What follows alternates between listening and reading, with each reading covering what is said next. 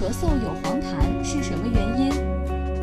如恩医生特邀专家卜丽娜，西安市第三医院呼吸与危重症医学科主任医师。咳嗽其实是人体的一个正常的一个防御反射，它可以清除呼吸道的一些分泌物或者是异物。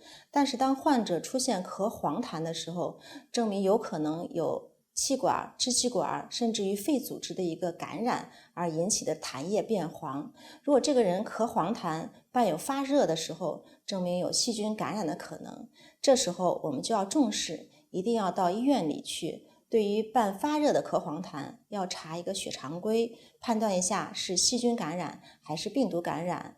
对于病程比较长的，特别是老年人、有抵抗力低下、糖尿病的病人的时候，就要考虑到有否用抗生素的一个依据。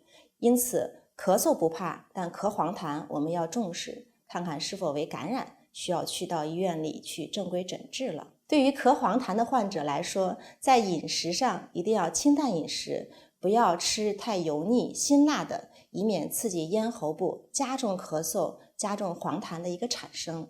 以上就是咳黄痰需要注意的地方，希望大家重视咳黄痰，但也不要紧张，正规诊治，及早康复。